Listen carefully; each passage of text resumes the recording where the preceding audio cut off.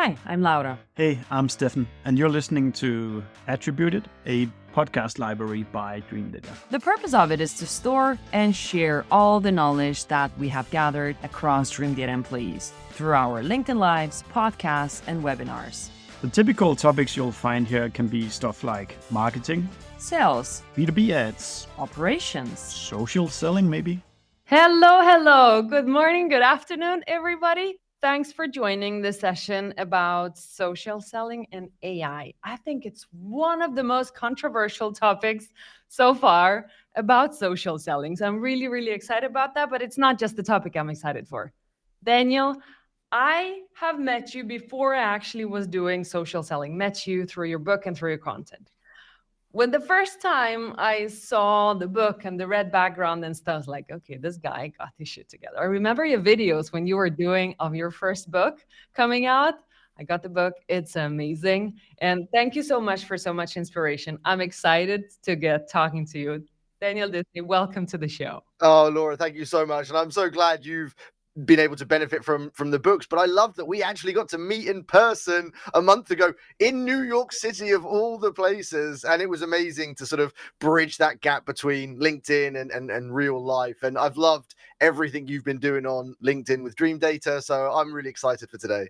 Oh, God, it's going to be really good. So welcome, everybody, joining this session. And Daniel, so if we would start with a quick intro about yourself. What do you do? What do you offer your followers? I'm very excited to hear about that.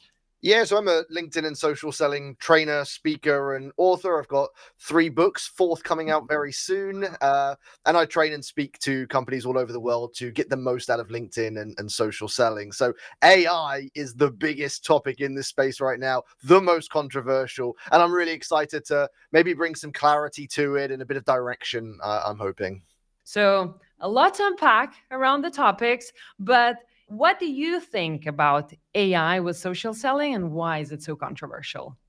Do you know what? AI, it's funny that you said this was probably the biggest controversial topic right now, because it made me rewind back to maybe 6-7 years ago when I started really becoming vocal on LinkedIn. And the most controversial topic back then was social selling versus cold calling. So it seems quite funny that it's now been replaced by almost social selling versus AI. And it just seems to be this cycle of, I guess, change, which is what scares people. And AI has come in fast. Like it is adapting fast, it is evolving fast, and it's spreading fast. And that scares a lot of people that are, very safe and secure in what they've been doing. And now there's something new they have to learn.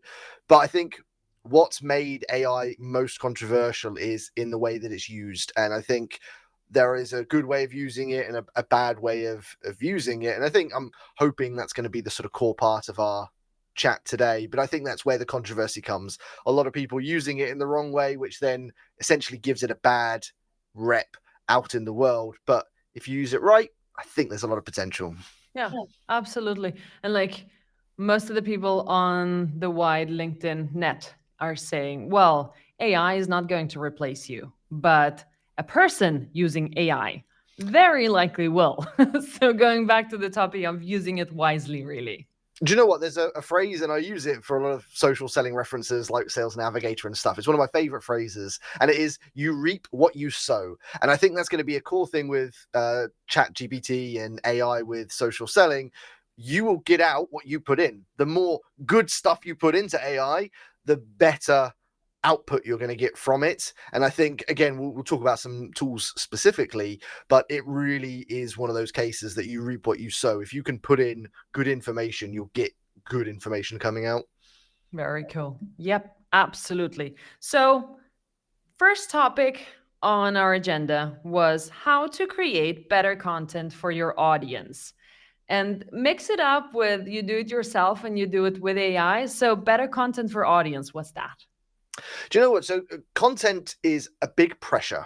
Laura, tell me, when you first started posting content, how easy was it for you, and how easy is it now to keep up with the demand of content? Having to post several times a week, maybe every day. Do you find it easy, or is it challenging? Before in time, it was not difficult because I used to just copy paste stuff. that has been created for me. But then when you figure out, okay, that's not what actually people like and people want to consume on LinkedIn, then you do start to change to the more personal stuff. And that's the difficult part. Like to make it yours, your voice and your content, it's difficult, but it's a muscle for sure. It is, it is. And it does get easier the more you do it. But I've been sharing every day for over 6 years now. And trust me, it doesn't get easier as time goes on. You know, you're trying to get new, creative, original content going out. Where AI comes into it and where I think it can help is that AI is almost like this tool, your own little assistant that can help you in many ways. It can help you come up with ideas for content. It can help you rewrite or reformat content ideas. And it can essentially turn your sort of bank of stories and experiences into multiple forms of content. And that's where I think its biggest value lies, because posting consistently is really hard, especially for people that are new to creating and sharing content on LinkedIn. There's a big pressure to be active, and if you want to build a brand, you've got to be consistent and lots of good content going out. And I think AI can be very helpful in supporting that. I think it's the first really good tool to help with that. And there are a few tools that are definitely worth looking at. But if we were to unpack like your content strategy for whom you write to and that it engages that audience and reaps the results that you're looking for, where do you place AI in that process? So AI is good for the content creation side of things. Now, there probably are ways you could use it to research your audience, but that's quite an easy task to do yourself. But let's say, for example, let's think of an example. Let's say you're selling to sales leaders, sales directors, VPs of sales. Let's say that was your target customer base, and you were able to identify that. Most entrepreneurs, businesses, salespeople will know that. You can take that, go into ChatGPT as an example, and just put in, come up with 10, 20, 100 LinkedIn content ideas to help VPs of sales. And ChatGPT will do just that. There's your ideas. Now, you could then take idea number one, put it in, ChatGPT, write me a 300 character post on this idea, and it will do just that. Now, there is a very fine line between getting to this point, copying and pasting it, putting it into LinkedIn and leaving it there. That's not the best strategy. ChatGPT kind of gets you halfway there. You then need to take either the idea or the post that it's created and make it your own. One of the ways that I do it personally is I'll follow that process. Whatever I get from ChatGPT, usually I need to change the hook, the intro, because it's not very good at doing those. Normally, I'll change a little bit of the formatting, so maybe some emojis, some bullet points, and then again, the call to action at the end, I'll probably edit. So the skeleton's there, the bulk of it's there. It's like a lump of clay. You just got to mold it a little bit, make it your own, make it your voice. Then it's good to go. But it saves, instead of you having to do everything, that might save you half the time, 2/3 of the time, and that's where the value starts to come to life. Yeah, but is that better content than what you would have created yourself? Yes, and bear in mind, I've been creating content for a long time, and I think I'm pretty good at it. I've seen examples where I've put some of my posts in there, and I'll give you another example. So there's a tool I've just started using, and I think people will have seen a lot of it on LinkedIn, called Taplio. Great tool for scheduling content, and they have an AI engine and I tried it the other day. I took one of my existing posts, which I thought was pretty well written. I put it in and asked it to rewrite it for me, and it did 2 versions, both of which I would probably say were better than my original version. So yes, it can make better content, but that's not to say you can't as well. And going back to my early stages of using LinkedIn, one of the things I was always cautious to do was go all in on one particular strategy. So I wouldn't say go all in AI content. I would probably do 50-50 or 60-40 and do your own posts, and then do some that are maybe AI infused, and do your own testing, see what works, see what does better, or if not, at least you're getting that balance of both. Your voice is going out, and then maybe there's some sort of AI help in there as well. Yeah. And how do you make sure to stand out? If all of the people who are listening right now would start to do AI generated content, it's great because it's still your voice as long as you edit it. But how do you make sure to stand out for your specific audience? It's a really good question. So everyone as an individual has their own experiences, stories, history, and that's what you want to infuse. No one else has got, I mean, Laura, you as an example, no one else has worked at the companies you've worked, in the roles that you've worked, with the successes that you've had. That's very unique to you. So what you want to do is infuse that. Now, obviously, the AI isn't going to know all of that unless you put that in. So going back to the start of this, you reap what you sow. If you put in good examples and stories, then it is going to be very unique to you. If you, let's say you had a conversation with a customer today and 3 things were mentioned, it was an interesting conversation, and you summarized that conversation, put it into ChatGPT and said, here's a conversation I had today, can you please turn this into a LinkedIn post? That's how you create unique, good, personalized, valuable content. Again, you're just using AI to help you either turn it into a post or add to it or extend it or shorten it, whatever it needs. Very cool. And how do you add it to other strategies, not just written content? Do you use any of that, like for pictures, for videos, for carousels, for anything like that? Do you know what? So for videos and carousels, I think the technology is a lot newer than it is. So for example, ChatGPT, there is the image version of ChatGPT. I've started testing it. It's nowhere near as advanced as ChatGPT is for text. So, it's early stages for that. Same as video and carousel creation. There are some tools that are doing it, but it's certainly not as advanced as what, ChatGPT and a lot of other AI tools are. Yes, I think in the near future, maybe end of this year, early next year, we'll have some really good tools. And if anyone who's watching this has got some suggestions, pop them into the comments, because I'm always keen to test new tools. But I think that's going to take a little bit longer to create. It's a little bit more complex than just coming up with word-based documents. But it won't be long. And yes, you will be able to. I mean, I've seen a few people share completely AI-generated images of either themselves or scenarios. They're not good so far. From the ones I've seen, I haven't seen any that I thought, wow, that's amazing, compared to a text post where it's like, yeah, okay, you wrote that really, really well. But for like video editing, I think that's going to be one of the best ones and I've seen some tools that you can put a video in and it will just turn it into clips and add, subtitles and all those things. That's really cool. Well, I've got a colleague who's very happy for ChatGPT pictures. And yeah, let's wait till ChatGPT pictures get a little bit better. Think about how much ChatGPT's evolved in just like the last, 12 months? So it's not going to be long, is it? Exactly. So Juan Pablo is asking us about standing out, how to avoid risk of commoditization or sounding like everyone else. You touched a little bit about that, but what are the exact things that you would be picking up for each and every post or even a prompt to make it like you, not like everyone else? It's a really good question. And I just want to, there's a conversation I had with John Barrows recently about AI, and him and Justin Welsh have both posted about this, where they've posted something on LinkedIn and attached a screenshot of the comments where sometimes 5 or 6 of the comments were AI generated, automatically set up, and they were all identical. So that is an instant red flag right there for the sort of poor use of, you can't ask AI to automatically comment until the AI actually reads the post and creates a unique comment, which it will at some point soon, let's be honest. But at the moment, AI is not doing that. So that's definitely not a way to stand out. But what I just mentioned to you, Laura, to avoid sounding like everyone else, you add your voice to it, whether it's at the prompt stage or at the editing stage. Either put in very unique personal examples into the prompt and ask it to create good content, or let's say, I don't know, I'm going to go in and I say, can you create 10 tips for VPs of marketing for 2024? That generally is going to be obviously quite a generic post. Mm-hmm. If I shared it as it is, anyone else could share exactly the same post. But if I then added a bit of a story at the top, and I might start the post with, do you know what? I just spoke to a VP of marketing of a Fortune 500 company. They noticed 3 big challenges this year. Bum, bum, bum. Here are 10 tips that I think are going to help them. And then I add a close.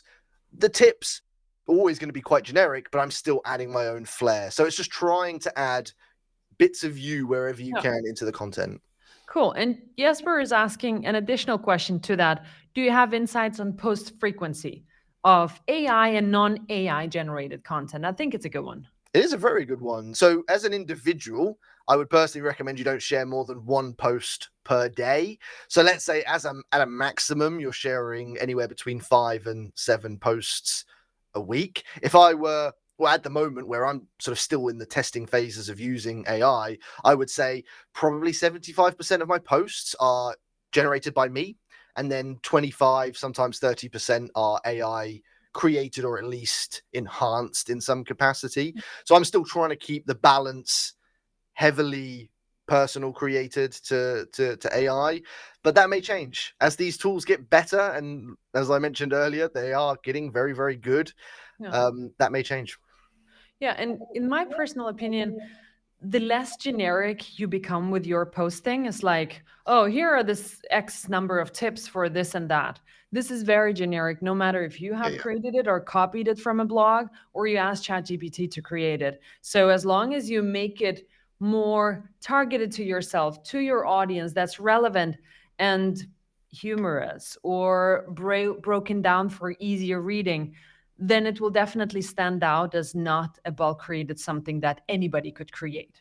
Exactly. And that's where I was quite impressed with Taplio, especially. And I'll pop links to these after we've gone live and I'll put it into the comments. But what Taplio did that I was impressed with was you could take a story, your own story, and it would turn it into different posts, very completely different, same story, but it would reword it in a really smart way that they looked like completely unique posts. So that's a smart way of using AI to turn your stories into still really personalized posts. So not the generic lists of tips or suggestions, but again, your stories. So I think that's where AI is getting good, not just at creating content, but also resculpting it. Yeah. And on the same topic, still, can you talk about creating personas using ChatGPT if you have done that so? Yeah, so personas is good. It's funny. As soon as I saw the word personas, I go to Sales Navigator, which is another. There's a great. I mean, Sales Navigator. We'll talk about in a minute how they've started to really cleverly integrate AI. But personas in ChatGPT is also really good, and this comes down to probably one of my first tips with using AI is knowing who you're trying to reach. So if you know who you're trying to connect with through your content, the more you know. It's not just I'm selling to sales leaders. Try and go deeper. Like, where are they based? What size company is the sweet spot? The more niche you can go, the better that it's going to be able to find that voice. But that's where I see AI taking the next step. And I'm seeing it now with some early tools where you've got AI to create stuff, but now it's giving you the option to really put in targeted information. This is who I sell to. This is the problem. This is the solution. This is some examples of successes. This is the tone I want to put out. This is the seniority that they are. The more you can put that information in, the output is just significantly better. Yeah. Yeah. Before we dig into shortcuts and InMails and stuff, the last question. Do you know if LinkedIn can actually start seeing AI generated and non AI generated? And does that affect algorithm? I actually had a conversation with LinkedIn about this a few weeks ago, and now LinkedIn's a big company, so I'm not going to say and summarize, exactly what they said. What I took away from it was a lot of people don't know internally, and I don't think it's going to be easy for them to identify that. Again, this conversation I had with John Barrows, he said, wouldn't it be good if you could highlight a post, if you had to, like on Instagram, you have to put sponsored post if it's a sponsored post. Imagine if you could actually highlight, this is an AI generated post. And actually, what would the impact of that be? And you talked about controversy. I've done a few polls about this recently. I personally, if I saw a post from a thought leader or an expert influencer, and I thought, that's a really good post, and I really liked it, and then I found out AI had written it, it would make me feel different about it, I think. Yep. That it wasn't them. Even some people were arguing, oh, but they must have done the prompt. They must have put the information in. All right, I get that a little bit, but it's still not them. It's still someone else. And so it would be interesting, actually, if you did clarify, would engagement change? If a big influencer who was getting tons of likes actually put this post is done by AI, would the engagement drop? Would it? I don't know if it would rise, but yeah, I think it's going to be very interesting to see. I don't know if LinkedIn will ever be able to see it. I think it's I don't know how they would be able to track it. Schools can't do it, can they? Schools, you've got kids doing their homework with ChatGPT now. How are they to know unless they're silly enough to copy and paste it, and it is quite obviously from ChatGPT.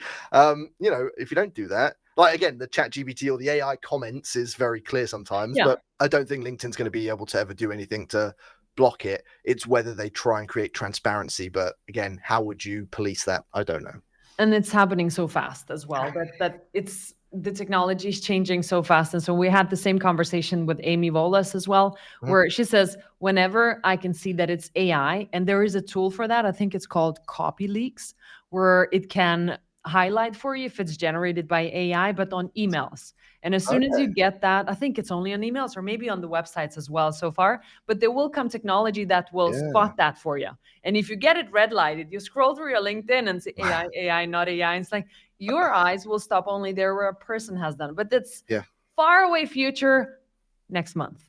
Well, you know what? And there's where there's a big tip, I think, where we take all of this and look at AI right now. AI could be the tool that you need to build your voice and confidence on LinkedIn so that you're in a place where you're able to create a lot more of your own content. I think that don't look at the future as like AI is going to do all your content. Maybe look at the future as you create all the content, but to help you get to that point of confidence and ability, use AI to help you. Because I think the hardest part for most people is that early few months where you start posting and you don't know what to post. You don't know how to post it. You don't know what to share. So if AI can be your little coach and assistant during that time that you find your voice and confidence, I think that's probably the best use of AI as you then are able to, take it on your own. Let's move on.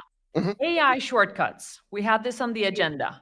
When and what to use as AI shortcuts? I think another huge opportunity with AI is saving time. Sales tools have been doing this for a few years now, and it's great to see it come into social selling. So I'll use an example like Sales Navigator. So Sales Navigator, amazing tool, not cheap, so not for everyone. I'm not going to try and suggest it's for everyone, but they've bought AI with Account IQ, which gives you incredible insights scoured from LinkedIn, Sales Navigator, and the internet. And it gives you just all these buyer intel. So if I'm looking at Microsoft as a company, it will prompt me. Here are some of the challenges they're facing now that you could solve. Here are, recent insights, statistics, posts, just this whole dashboard of information that, these AI tools are scouring consistently and constantly. That saves me a lot of time. So is that already in Sales Nav? It's already in Sales Nav. It's only available on, I think, the Pro or the advanced level, so it's a little bit more expensive than the standard Sales Navigator, but in my experience and opinion, worth it if you're able to afford it, or the company's able to afford it. I'm always very conscious of the financial side of Sales Navigator, but it's incredible, and it saves me time. I then don't have to go and spend however long researching. A lot of the information I need is now there, and it will only get better. I mean, it only came out a few months ago, so it's still very new, and the more information it sources and the more it learns about you, the better it's going to get. So I'm excited for that. But then there are other tools coming out that are helping with shortcuts. So I use the tool called Linkport, but there's a Linkport. I'll tag these all in when we're done. Very exciting. But Surf is a new tool that's come in that's doing the same thing, but maybe a little bit more and a little bit better, where basically you'll go onto LinkedIn, and let's say, Laura, I went onto your profile and I thought, oh, Laura looks like a good prospect. I click a button, all your information's put straight into my CRM from LinkedIn, the accessible, like it's not going to make stuff, but everything that's on your profile that's accessible to everyone is just going to go straight in, create an account in my CRM automatically. How much time does that save? Instead of me going manually, name, job title, company, blah, blah, blah, one click, done. These are the sort of shortcuts that save me time, make me more efficient, and time that I guess I say it's a waste of time. It's an important task, but if I can then spend that time doing some more research or sending a more personalized message or even creating a bit of content, that's better time invested. Absolutely. We started dipping our toes into like LinkedIn, Apollo, and Sales Nav joins together for better prospecting and outreach. It's actually impressive what it can do, and that's a lot of shortcuts to find. Another topic for another time, for a really long hour, but I love it. And then let's talk a little bit about AI messaging. So content creation is one thing, but AI messaging and going into InMails, what is your opinion about that, and how do you work with it? up until late last year, I had not seen a single AI tool do messaging well. And bearing in mind, I have a whole book written on LinkedIn messaging. I've sent tons of LinkedIn messages, and I talk about it a lot because to this day, the majority of messages that I get, and I'll do a full sort of survey once every few months, the majority of my messages are spammy, not personalized sales pitch messages. And it's so AI doesn't do a good job, but people aren't doing a good job either. So I think what there is now becoming are very good solutions. So there's a platform I've started using called Twain. Again, I'll list all these afterwards. I'm not making a lot of suggestions today. Twain.ai, so TWAIN, hands down the most incredible messaging tool, AI messaging tool I've ever seen. And I kind of alluded to this earlier. What they do when you are using, and it's for connection requests, messages, InMails, and emails. Wow. What you do is you put in all the information you need. So you put in who are you trying to sell to? What's the problem they have? What is the solution you offer? What are some examples of results you've achieved for companies? Then you can choose your tone. So how firm, serious, formal, creative, emoji usage. So you create custom tones. You get to really customize what it needs to do. And then as an example with connection requests, you go onto that person's profile and it will automatically read their profile and create personalized connection request messages.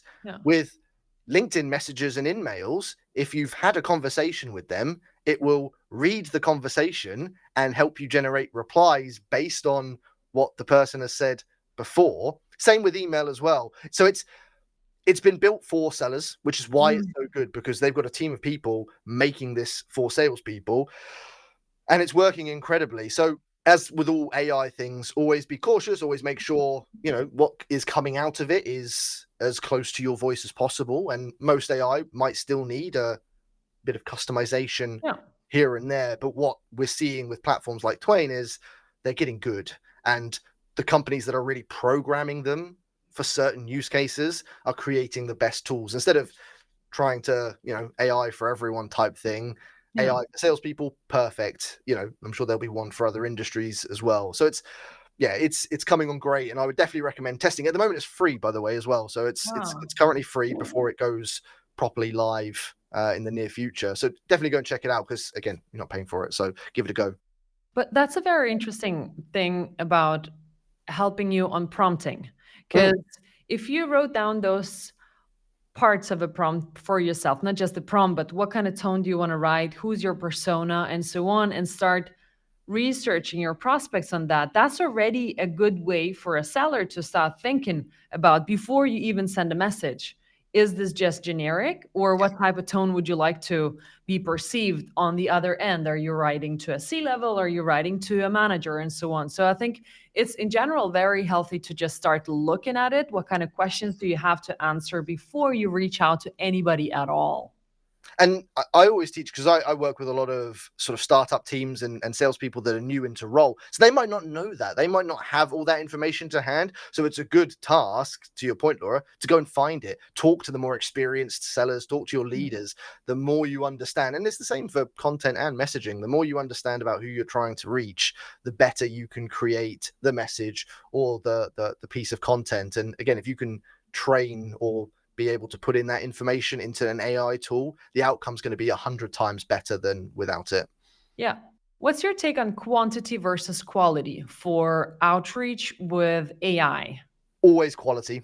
I have always been one to push the quality, and it tends to be counterintuitive to a lot of sales leaders that will always be pushing on the quantity, which is why I think the majority of the messages I get on LinkedIn are non-personalized, spammy, copy and paste jobs. Now, AI, you could fall into that trap where it's like, right, create me a message, copy, paste, send. And again, it's no different to ChatGPT, create me a post, copy it, paste it. It's going to be very visible that it's AI. And I've got a decent eye. I can tell when something's AI or not AI.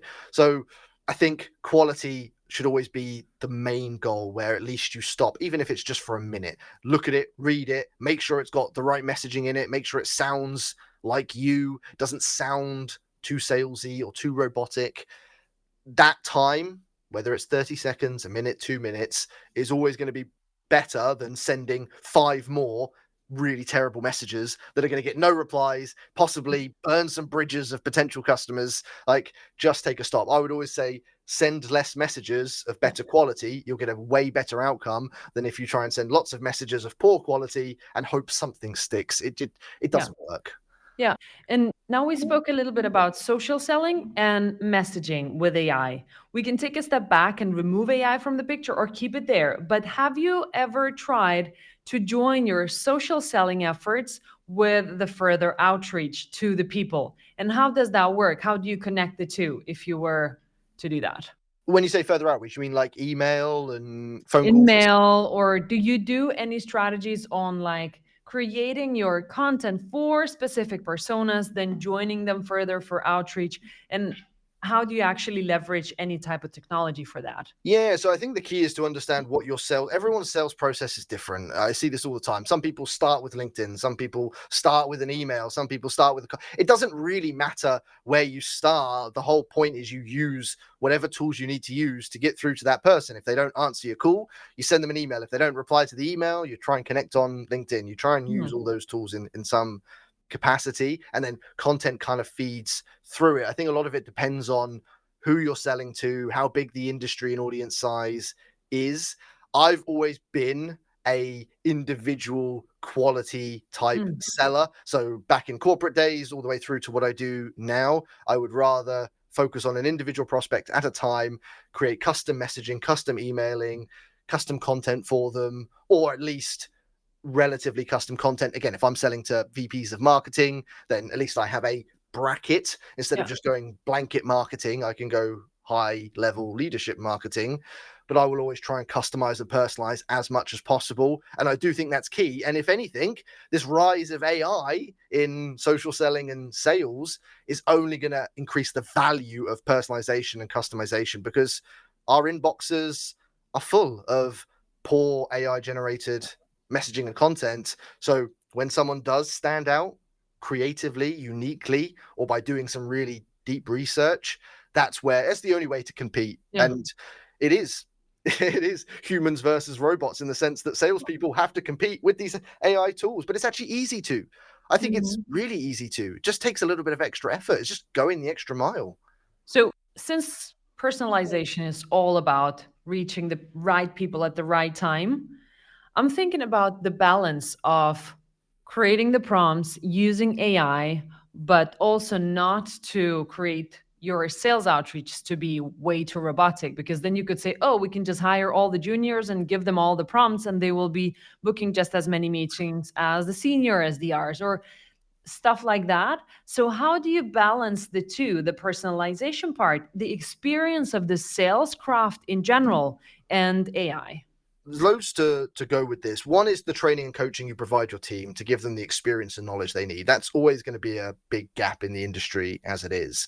But let's say you're new to sales, you don't have a ton of experience or examples. What you can provide is, here are 10 of the most recent companies we've worked with. Here's the ROI they generated and all variations. Now use that as part of your messaging to go out and say, hey, Laura, we just worked with a similar company to Dreamdata. We were able to help them achieve this. It's personalized. It's not just a spammy, hey, Laura, I work for this company. We do X, Y, Z, blah, blah, blah. It's relevant to you. You're talking about an ROI or a problem. It could be, Laura, I just spoke to a VP of marketing at a very similar company who said this was a problem they were struggling with, wanted to see if it was something that was on your radar as well. There are ways you can find pain points, ROI examples, things that will make your messaging stand out, things that are personalized to a level that at least for either some examples or some opportunities are enough. You can then just find ways to take it a step further where you might be able to say, I actually did speak to this person yesterday. I'm going to use that in the messaging. Really nice. Love that. Let's move into tools for social selling. You name dropped a couple of them, but walk me through like content creation and then messaging. What kind of tools do you use and have seen people using? So first of all, I'll just give a bit of a tip. There are tons of tools and they're popping up every single day. Lots of AI tools because it is the next frontier of technology and SaaS and sales tech. So there are lots of tools.